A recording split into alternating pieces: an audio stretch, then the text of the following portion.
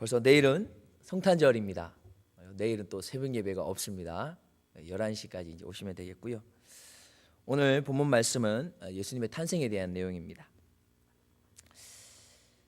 우리가 가끔 안타까운 소식을 좀 들을 때가 있습니다. 어떤 게 참 안타까운가 하면 신앙생활을 참 잘했던 분, 오랜 세월 동안 신앙생활을 참 열심히 잘했던 분이 마지막 인생을 마감하는 그 순간에 어떤 큰 어려움을 당해서인지 어떤 이유인지 한평생을 예수님을 그렇게 열심히 믿었던 사람이 예수님을 외면하고 돌아서서 그렇게 죽음을 맞이하는 그런 사람을 가끔 접하게 되고 그런 소식을 가끔 접할 때 참 안타깝다라는 생각이 들 때가 있습니다.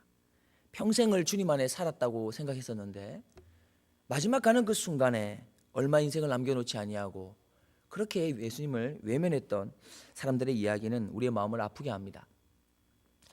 여러 가지 이유가 아마 있을 것입니다. 그런데 많은 이유 중에서 우리가 한 두 가지 정도를 생각해 본다면 첫 번째 이유는 예수님께서 반드시 분명히 유일한 나의 구원자 되시다. 이것을 놓쳐버린 것이라고 생각할 수 있습니다. 두 번째 우리가 생각할 수 있는 것은 그가 살아가는 하루하루의 일상 가운데 임마누엘 되시는 하나님, 그걸 잃어버리고 살았기 때문에 그것이 점점 희미해지고 약해졌기 때문에 결국에는 평생의 삶 속에 임마누엘을 경험하면서 살아가는 그 걸음이 희미해지면서 마지막 가는 그 순간에 예수님을 외면하고 그렇게 세상을 마감했던 것은 아닐까 우리는 생각해 볼 수 있는 것입니다. 그렇다면 우리는 한번 생각해 봐야겠습니다. 어떻게 하면 우리는 이 땅에 살아가면서 평생의 걸음 속에 어떠한 사람, 어떠한 환경이라도 예수님은 나의 구세주다, 나의 구주이십니다, 이 고백을 희미해지지 아니하고 또한 이것이 연약해지지 아니하고 계속해서 우리에게 확신 있게 고백할 수 있을까? 또한 그뿐만 아니라 하루하루 걸어갈 때마다 하나님이 우리와 함께 계시다, 내가 평생의 걸음마다 하나님이 우리와 함께 계시다라는 이 확신 있는 고백을 어떻게 매일같이 순간순간 하면서 걸어갈 수가 있을까? 이 두 가지에 대해서 우리가 오늘 본문을 통해서 한번 알아보고자 합니다. 첫 번째로는 한번 따라해 보겠습니다. 성령 하나님을 만나야 합니다. 예, 참 중요한 겁니다. 다시 한번 하겠습니다. 성령 하나님을 만나야 합니다. 오늘 본문 내용을 보면 예수님의 탄생에 대한 내용이고요. 처음에 서두에 시작하는 본문 말씀을 보면 어머니가 마리아였고 그가 요셉이라고 하는 사람과 약혼을 했는데 어느 날 갑자기 아기를 잉태했다라는 것입니다. 다른 이유는 어떤 상황은 성경에서 이야기하고 있지 아니하고 마리아라고 하는 여인이 요셉과 약혼을 했는데 어느 날 갑자기 성령으로 잉태했더라라는 것입니다. 그런데 그 다음 이어지는 말씀을 보면 마리아가 임신했다는 소문이 아닌 것 같고요, 소식을 이 요셉이라고 하는 자기가 약혼한 그 남자가 알게 됐다는 것입니다. 그런데 그 사람은 어떤 사람인가 하니 의로운 사람이었다. 그래서 그가 했던 행동을 성경에서 이야기하는데 우리 본문 말씀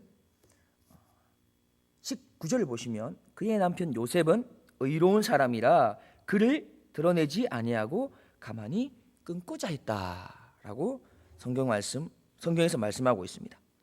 사실 이 요셉이 이 소식을 들었을 때 얼마나 큰 충격이었습니까? 한편 얼마나 흥분되었겠습니까? 그런데 요셉은 참 의로운 사람이라고 성경에서 말하는 것처럼 흥분되고 함부로는 정말로 충격적인 사건이었지만 그 여인을 너무나 사랑했기 때문에 가만히 그냥 끊어버리고자 했다. 소문을 내지 아니하고 그 여인에 대해서 어떤 죄값을 묻으려고 생각하지 아니하고 그냥 가만히 끊어버리려고 했다라고 이야기하고 있습니다. 자, 그러면 요셉은 도대체 마리아가 성령으로 잉태됐다는 소식을 어디에서 들었겠습니까? 우리 성경에 나오지 않지만 우리는 쉽게 짐작해 볼 수 있는 것이 가만히 끊고자 했다라는 것은 다른 사람에게 소문을 안 퍼뜨리고자 했다라는 것이겠죠. 그렇다면 아마도 이 이야기는 마리아가 했을 것입니다. 본인이 직접. 마리아가 요셉에게 이야기를 했다면 어떻게 얘기했겠습니까? 자기가 어떻게 해서 성령으로 잉태되었는지에 대한 연유를 잘 이야기했을 텐데 그 이야기를 들은 요셉은 자신이 가장 사랑하는 마리아를 통해서 성령님께서 잉태하게 하셨다는 것에서 그 내용을 들었을 것입니다. 그러나 그럼에도 불구하고 그는 자기가 가장 사랑하는 그 여인이 말했음에도 불구하고 자신이 생각하는 이성적인 생각과 판단으로서는 도무지 그것을 받아들일 수가 없었습니다. 도무지 있을 수 없는 일이었던 것입니다. 그래서 그는 그것을 받아들인 것이 아니라 그냥 그 여인의 무엇인가 숨기려고 한다고 생각하고 그냥 가만히 끊고자 했다라는 말씀입니다. 그런데 이러한 상황 가운데 있을 때, 요셉이 그러한 생각을 하고 있을 때 주의 사자를 하나님께서 보내게 됩니다. 그 내용이 본문 20절에서 23절의 말씀입니다. 20절 말씀을 보면 이렇게 시작합니다. 이 일을 생각할 때에, 무슨 일을 생각한 것입니까? 요셉이 마리아의 그 성령으로 잉태했다는 소식을 듣고 무슨 일을 생각했냐면 가만히 끊고자 했다라는 이 일을 생각할 때에 누가 역사하기 시작하냐 하면 하나님께서 주의 사자를 보내는 것입니다. 주의 사자가 현몽하여 이르되, 이렇게 시작하고 있습니다. 우리는 이런 이야기를 들어본 적이 있으실 텐데, 우리가 자녀들이 부모님을 많이 사랑합니다. 그렇죠? 아무리 좀 말을 안 듣기도 하지만 자녀들이 부모님을 사랑합니다. 그래서 자녀들이 학창 시절 가운데는요, 부모님들이 그래도 교회 다녀라, 교회 나가야지 하면 순종하고 교회 나갑니다. 그런데 그들의 마음속에 초등학교 때, 국민학교 때는 잘 모르지만 중학교, 고등학교를 지나면서 어떤 마음이 싹 트냐면요, 내가 대학만 가면 나는 이제 엄마의, 아빠의 교회 가라고 하는 말에서 자유로워질 수 있다. 이런 마음을 가지고 생활하는 아이들이 상당수가 된다고 합니다. 왜 그럴까? 여러 가지 이유가 있겠지만 분명한 것은 부모님이 아무리 자녀들에게 신앙생활을 이렇게 해라 저렇게 해라 말을 한다고 해서 그 말 가지고 아이들의 신앙을 끝까지 붙잡고 정말 예수님을 나의 구주라고 붙잡고 갈 수 있는 것은 아니다라는 것입니다. 다시 말하면 그 아이도 개인적으로 인격적으로 예수 그리스도를 만나야지만 그것이 진짜 신앙생활을 끝까지 갈 수 있게 만드는 것이라는 것입니다. 무슨 말인가 하면 요셉을 보십시오. 하나님에 대해서 모르지 않았던 사람일 것입니다. 요셉이 너무나도 사랑하는 또 마리아였습니다. 그러나 자신이 도무지 이해할 수 없고 상상할 수 없는 그 성령의 잉태를 받아들일 수는 없었던 것입니다. 그렇지만 그때 누가 등장합니까? 하나님이 역사합니다. 이 일을 생각할 때에 주의 사자가 현몽하여, 다시 말하면 하나님께서 요셉을 만나기 시작하신 것입니다. 만남으로 인해서 결국 요셉은 하나님의 말씀을 받아들이고 믿음으로 응답하게 됩니다. 성령으로 잉태된 것을 받아들이는 것이죠. 우리는 개인적으로 하나님을 반드시 만나야 됩니다. 뿐만 아니라 우리의 자녀들도 부모님이 아무리 신앙생활을 잘한다고 하여도 자녀들이 구원받는 건 아닌 것 같습니다. 자녀들을 위해서 우리가 특별히 기도해야 될 것이 있다면, 하나님, 내 자녀가 인격적으로 개인적으로 예수님을 반드시 만나야 합니다. 그 만남이 있어야지 그 신앙이 끝까지 갈 수 있는 것입니다. 그래야 우리는 구원의 확신을 가지고 살아갈 수 있고, 그렇게 인격적으로 만나야 임마누엘 되시는 하나님을 우리의 삶 속에 날마다 경험하며 살 수 있는 것입니다. 두 번째로 우리가 기억해야 할 것은 말씀을 마음에 품고 사는 것입니다. 한번 따라하겠습니다. 말씀을 마음에 품고 삽시다. 첫 번째는 성령님을 만나야 되고요, 하나님을 인격적으로 만나야 되고, 말씀을 마음에 품고 살아야 됩니다. 두 번째는 본문 말씀에 보면 22절 이런 말씀이 있습니다. 22절 말씀을 한번 보시면 제가 읽어드리겠습니다. 이 모든 일이 된 것은 주께서 선지자로 하신 말씀을 이루려 하심이니 이르시되, 이 내용이 어떤 내용인가 하면 주의 사자가 요셉에게 현몽해서 꿈속에서 있는 일입니다. 계속해서 꿈속에서 말씀하는 내용 중에 있는 것이죠. 요셉에게는 성령으로 잉태되었다라는 것을 받아들일 만한 믿음은 없었습니다. 그래서 하나님께서 주의 사자를 보낸 것이죠. 그래서 깨닫게 하시는 것이죠. 그러나 그의 마음속에 무엇은 있었는가 하니 약속의 말씀, 그 당시에는 구약의 말씀이었을 겁니다. 그 구약의 말씀에 대해서 받아들이고 수용하고 그것에 대한 지식과 또 그것에 대한 믿음이 어느 정도 있었던 것 같습니다. 그러니까 주의 사자가 현몽에서 하는 말이, 선지자로 하신 말씀에 이런 말씀들이 있다, 이것이 이루어지는 것이다, 이 이루어짐이 다른 사람이 아니라 바로 마리아를 통해서 이루어지는 것이다, 그 구약에서 너가 보았던 선지자의 말씀들이 지금 네가 아내로 맞이할 이 마리아를 통해서 이루어질 거다라는 이 내용을 확인시켜주는 것이죠. 주의 선지자로 하신 말씀을 이루기 위함이야 라고 말하는 것입니다. 무디 선생님이 참 유명합니다. 그분의 간증들도 참 많은데 그 중에 한 가지를 알려드리면, 무디 선생님께서 간증을 할 때 이런 간증을 했습니다. 내가 하나님께 믿음을 달라고 기도한 것을 한번 세어본다면, 합쳐본다면 몇 달은 좋게 될 거다. 하나님 믿음을 달라고 기도한 것을 합치면 몇 달은 될 건데, 내 생각으로 믿음이라는 것은 번갯불과 같은 어느 날 나를 확 달아오르게 하는 어떤 것인 줄로 알았다. 그러나 수없이 기도해도 믿음은 오지 않았다. 그런 어느 날 나는 로마서 10장을 읽다가 그러므로 믿음은 들음에서 나며 들음은 하나님의 말씀에 의해서니라란 구절을 보았던 것이다. 그 즉시 난 성경을 부둥켜 안고 믿음을 구했다. 그리고는 성경을 다시 펴서 하나님의 말씀을 읽기 시작했더니 믿음이 자라기 시작했다. 우리의 믿음을 자라게 하는 것은 하나님의 말씀을 많이 읽고 이를 순종하는 것이다. 이렇게 이야기했습니다.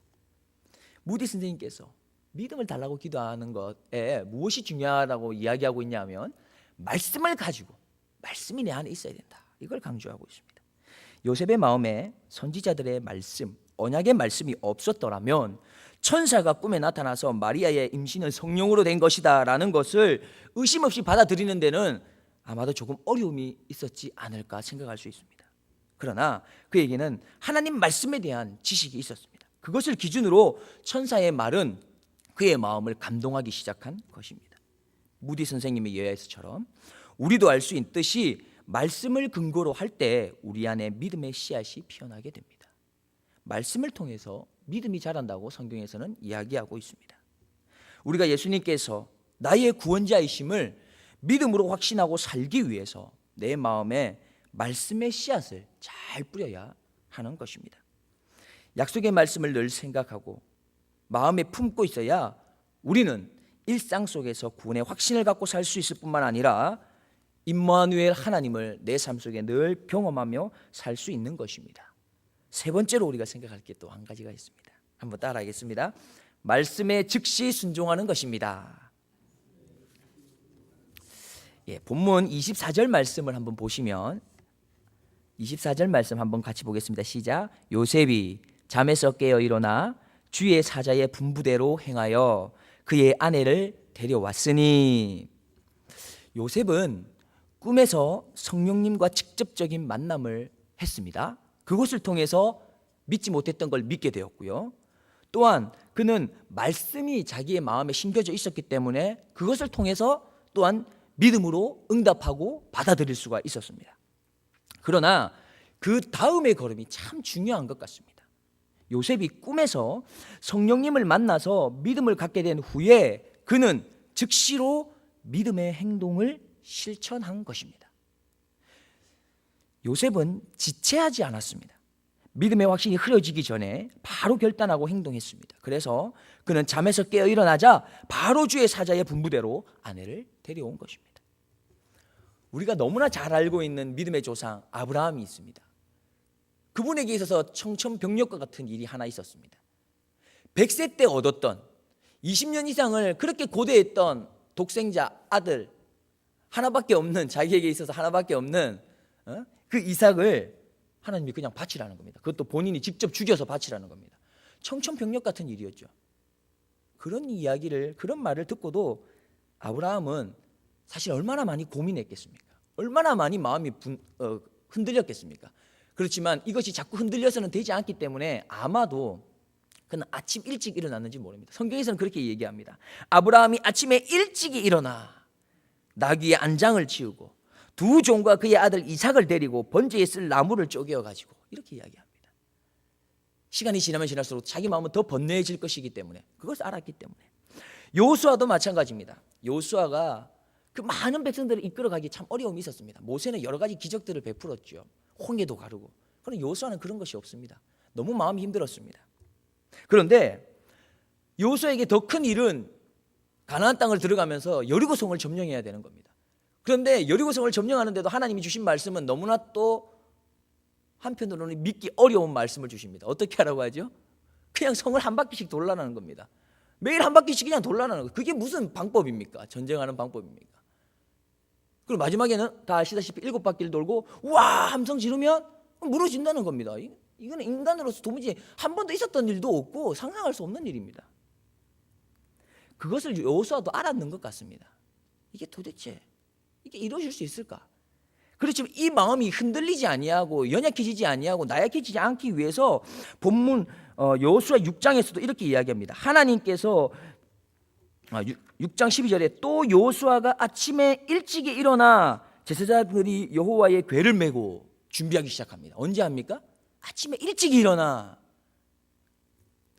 우리는 연약한 모습이 참 많이 있습니다. 그렇기 때문에 우리는 주저하지 말아야 됩니다. 하나님 말씀이 있을 때 주저하면 안 됩니다. 즉시 순종해야 합니다. 아브라함과 여호수아는 인간의 연약함을 알고 있었을지 모릅니다. 주저하면 결단이 약해진다고 생각했을 것입니다. 그래서 그들은 말씀을 받은 즉시로 아침에 일찍 일어나서 순종했습니다. 한국 교회는 특별히 말씀을 많이 강조했습니다. 말씀을 통해서 그렇게 믿음을 얻게 된 크리스천들이 참 많습니다. 또한 성령의 은사나 체험 그리고 치유됨을 통해서 믿음을 갖게 된 성도님들도 상당수 많이 있습니다. 이것은 하나님의 은혜 중에 참 큰 은혜입니다. 그러나 우리에게 특별히 우리나라에게 지금 이 시대에 꼭 필요한 것이 있는데 그것은 바로 믿음과 함께 따라오는 행함입니다. 행함이 요구되는 믿음은 오늘날 크리스천들에게 절실하게 요구되는 것입니다. 우리가 말씀에 따른 믿음을 가지고 작은 순종을 실천할 때 우리에게는 분명하고 흔들림이 없는 확신이 주어집니다. 그것이 바로 구원에 대한 확신이며 날마다 우리와 함께 하시는 성령님에 대한 확신입니다. 말씀의 결론을 맺겠습니다. 예수 그리스도께서 이 땅에 탄생하셔서 오시면서 우리에게 주시고자 하시는 것 2가지 확신이 있었습니다. 그 첫 번째 확신은 너희가 일상 가운데 구원의 확신으로 살기를 원한다라는 것이었고, 두 번째 주시고자 했던 확신은 너희가 일상 가운데 임마누엘 하나님을 확신하며 살기를 원한다라는 이 2가지였습니다. 이 2가지를 우리가 일상 가운데 늘 간직하고 살기 위해서 3가지가 필요했는데 그 첫 번째가 하나님을 반드시 인격적으로 만나야 되는 것이었으며, 두 번째는 우리가 늘 말씀 가운데 우리가 거하여야 된다. 우리의 삶 가운데 말씀이 우리의 마음을 붙들고 있어야 되는 것이며, 마지막 3번째로는 우리가 연약하기 때문에 하나님의 말씀이 올 때에 즉시로 순종하는 그런 삶을 살아갈 때에 우리는 일상의 삶 가운데 구원자 예수님은 날마다 경험할 것이며, 일상의 삶 가운데 우리는 우리와 임마누엘 하시는 하나님을 경험하며 살 수 있는 것입니다. 세상에서 그런 그 2가지를 붙들고 세상에서 당당하고 힘차게 살아갈 수 있는 우리 하나님의 자녀 백성들 될 수 있기를 주님의 이름으로 축원합니다.